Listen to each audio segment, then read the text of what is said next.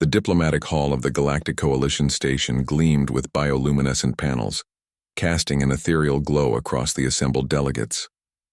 Mir stood among the human contingent, his role as junior cultural liaison making him nearly invisible among the senior ambassadors.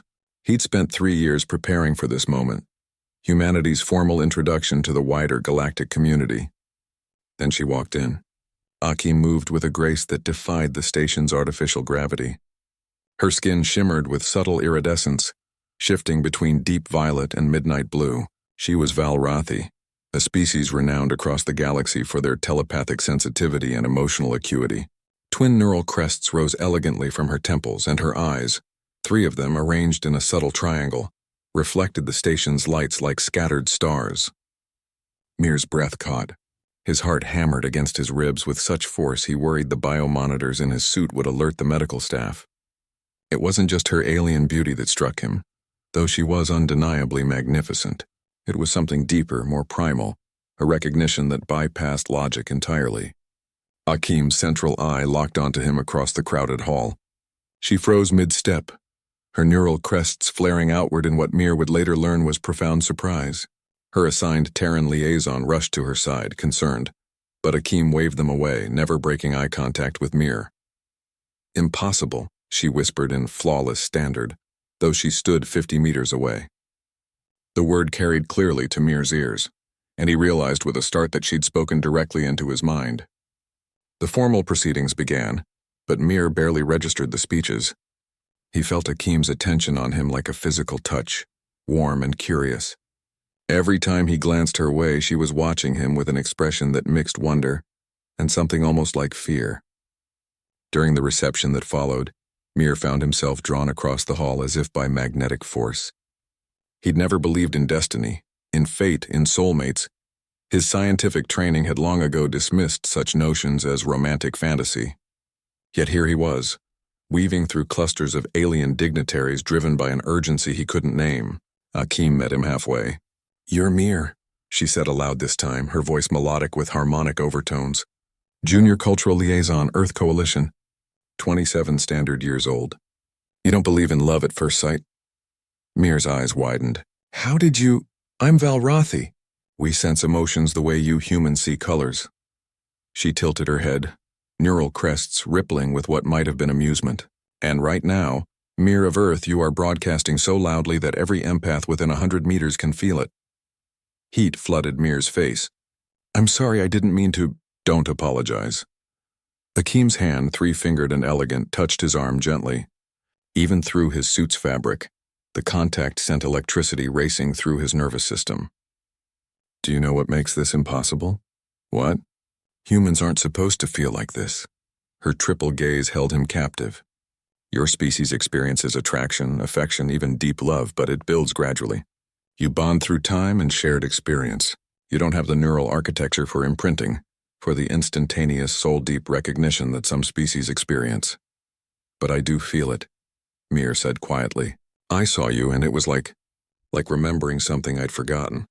Like coming home."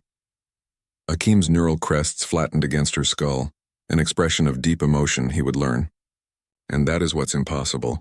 Because I feel it too, and my people have studied humanity for decades. This shouldn't be happening." Around them the reception continued, but they stood in their own bubble of stillness. An elderly Xerxian diplomat glanced their way and made a gesture Mir didn't recognize. A Korathi ambassador whispered something that made their companions' scales flash with colored amusement. "They can all sense it, can't they?" Mir asked. "Everyone with even minor empathic ability knows exactly what's happening between us," Akim confirmed. "It's causing quite the stir. Humans are supposed to be emotionally opaque to our senses, one of your species' defining features. But you—" she shook her head in wonder. "You're like a supernova of feeling. Is it just me or all humans?" "Just you." She said it with certainty. "I've been around thousands of your kind. Never felt anything like this. You're an anomaly, Mir. A beautiful, impossible anomaly." "What do we do?" The question emerged as barely a whisper. Akim's expression softened, and for the first time she smiled, a gesture humans and Valrathi apparently shared. "We do what your species does best. We adapt, we learn, we push past what's supposed to be impossible."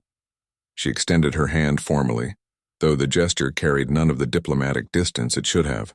I'm Akeem Threshar, senior xenopsychology researcher, Valrathi Institute.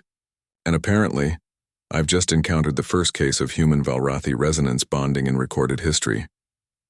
Mir took her hand, marveling at how perfectly it fit in his. Mir Chen, Junior Cultural Liaison, Earth Coalition. And apparently I just proved that humans are full of surprises. That, Akeem said, her neural crests rising in what he instinctively understood was joy, is what we love most about your species. You're never content with the universe as it is. You always push for what it could be. As they stood there, hands clasped, Mir felt the weight of countless eyes, both physical and empathic, upon them. They were making history, challenging the scientific consensus of a dozen civilizations. The impossibility of their connection would be studied, debated, perhaps even doubted. But Mir didn't care about impossibility. He'd spent his whole life being told what humans couldn't do, only to watch his species do it anyway. They'd reached for the stars when everyone said they'd destroy themselves first. They'd joined the galactic community despite being considered too primitive, too emotional, too chaotic. And now, apparently, they could fall in love at first sight with an alien woman who could sense the truth of it in every beat of his racing heart. So, Mir said, grinning despite himself, "Want to grab some coffee and discuss how we're rewriting xenopsychology?" Akeem laughed, a sound like wind chimes in a summer breeze. "Humans and their coffee. Yes, Mir Chen, I would like that very much."